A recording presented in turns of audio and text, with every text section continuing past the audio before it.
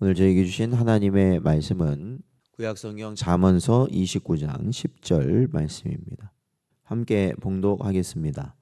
피 흘리기를 좋아하는 자는 온전한 자를 미워하고 정직한 자의 생명을 찾느니라. 아멘.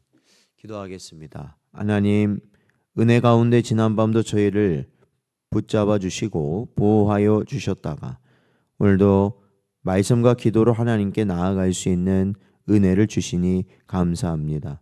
저희들의 심령을 새롭게 하시고 주의 길 갈 수 있는 저희 모든 심령들 되도록 하나님 붙들어 주옵소서.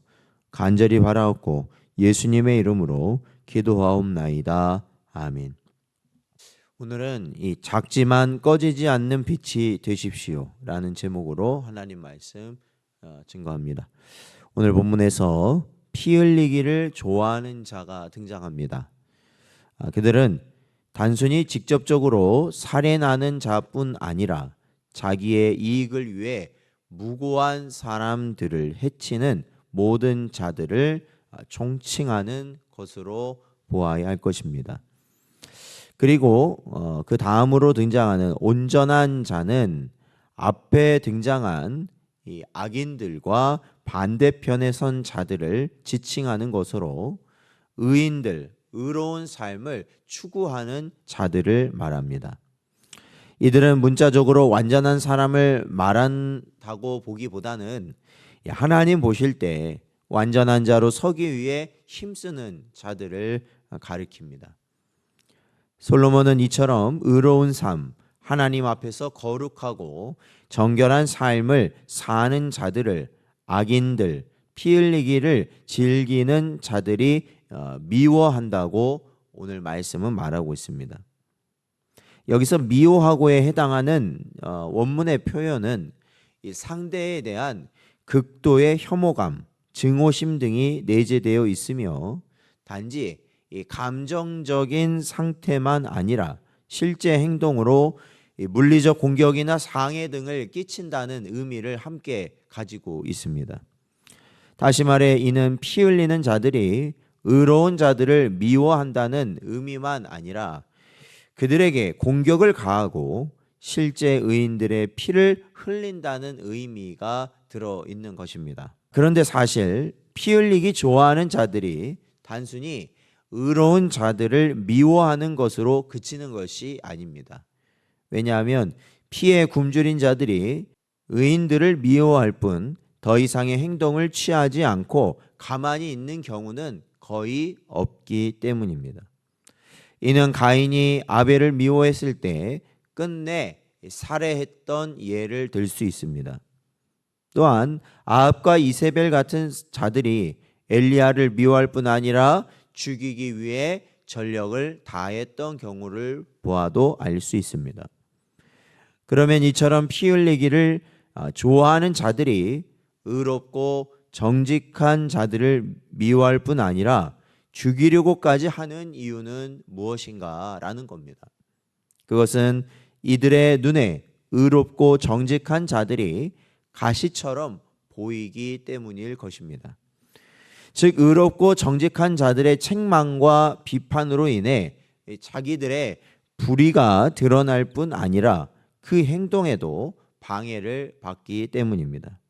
그렇게 유대의 지도자들은 자기들의 위선을 폭로한 예수님을 십자가에 못 박아 죽였습니다. 또한 데메드리오라는 은장색, 즉 우상을 만드는 자는 우상 숭배를 금지한 사도 바울을 죽이려고 소동을 일으켰습니다. 그런데 이는 오늘날도 마찬가지입니다. 곧 오늘날에도 사악한 자들이 구축해 놓은 불의한 구조를 깨고 의로운 복음을 선포하기 위해서는 결국엔 의도하지 않아도 충돌할 수밖에 없습니다. 그리고 이 과정에서 의로운 자들은 악한 자들을 위해 기도하되 저들은 의로운 자들을 미워할 뿐 아니라 생명까지 찾음으로 고난은 불가피할 수밖에 없습니다. 그러므로 사랑하는 성도 여러분, 복음을 믿고 그리스도를 따르는 것은 분명 복된 길입니다. 그러나 그 길은 넓고 편한 길이 아니라 좁고 험한 길이라는 것을 우리는 날마다 명심해야 할 것입니다. 비록 여러분이 걸어가는 길에 불같은 시련이 닥친다 해도 그것을 이상히 여기지 마십시오. 사도 베드로도 이렇게 우리에게 권면하고 있습니다.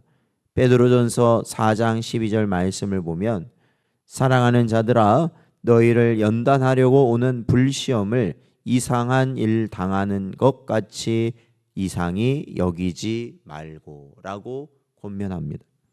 그렇습니다. 성도가 겪는 고난과 환난이 이상한 일이 아니라는 것입니다. 이 땅에서 믿음으로 의롭게 살고자 하는 자라면 반드시 고난을 받는 것이 당연한 이치라는 것입니다. 그러므로 성도 여러분, 고난 가운데서도 흔들림 없이 믿음의 길, 의의 길을 걸어가십시오. 그 길은 좁고 협착하나 거기에 생명이 있고 그 길 끝에 우리 앞서 의의 길을 거신 주님, 고난을 감내하신 주님이 저희를 맞이하고 계시기 때문에 그렇습니다. 오늘도 우리에게 주신 말씀을 마음에 잘 새기고 모든 환난과 고난 가운데서 오로지 거룩하고 의로운 길을 주님과 함께 가는 여러분 되시기를 주의 이름으로 축원드립니다.